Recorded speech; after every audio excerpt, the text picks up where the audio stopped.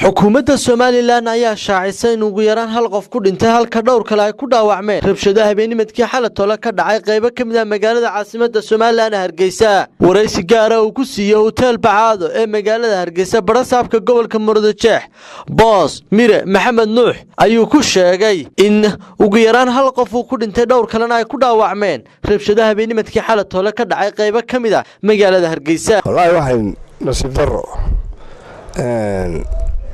Hargeysa ma ahan kaliya burcyo arkamana waxa ka jirjiray provocation baa la sameeyay cidda provocation ka sameysana waa la garanayaa doorashadu da soo galay xuro xalaala waa ugeeyeen sidii loo soo baxay waa ugeeyeen sidii loo ololeeyay sidii farta loo galay ma ahayn markaa wax dambe ka daba yimaada laakiin way dhacday nasiib darradaas magaalooyinkan way ka dhacday xagga Hargeysa tadii ay dhalinyarada way soo banaan baxeen iyagoo barnaamij rabshado waqti sameeyay halka geeriga dhaawac way ka yimaadeen imsa dhaawac sadam xalay waxa ahaa gabadh dhimasho iyo saddex dhaawac imkana cid kala dhimatay la leeyahay wali ma sugnaa warkaas marba iska soo wada bixiya xagga amniga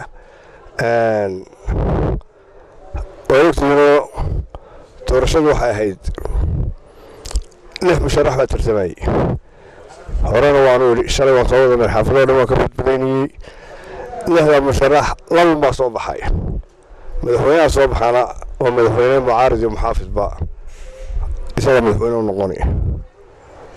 natiijada waxa iskala commissionka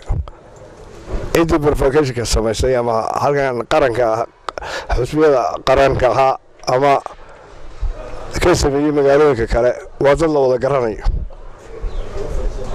waxaan leeyahay ha ku ciyaarina caruurta naftooda dadka xaq u leeyihiin inay soo baxaan inay doolanayaan inay codeeyaan intii uu sameeyay dadku waxa la wax dadka ku haray ma jiraan kontaraaga iyo sharciga xusbiyada kuma jirin in loo dagaalamo ونفذ يديك لو تعدي على الكود ماهين أنا عندي حشة لو واحد بريء ولا شو كورس كريه لو كورس كريه عيال لو عندي حشة لو واحد بريء عدنا وهالشيء زي ما حنا قناتك دليرة عوانك لما تودين إلى عشرة وبسكود والله استعمالين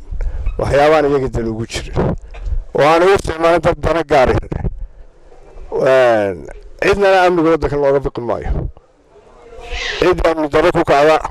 شرعي بيال شرعي عندك رسالة مجرد وحنا الله حسب المعارض يا وطني السبيني لا ترينا يرب شدود نساء كي يمادر حكوا عيارنا سبعدنا حكوا عيارنا سبعد المشرحين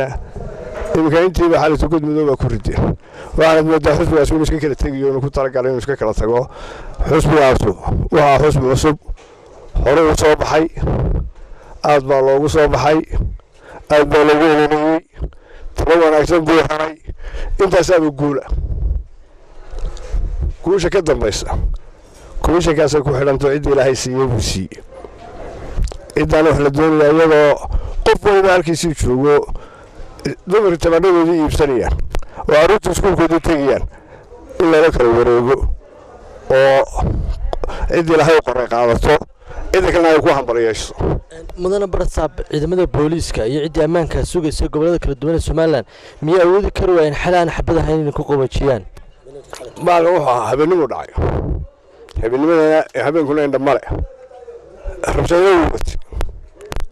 سير هذه بنقول سهلنا يصير وحلوس بي. هذه بنقول سهلنا.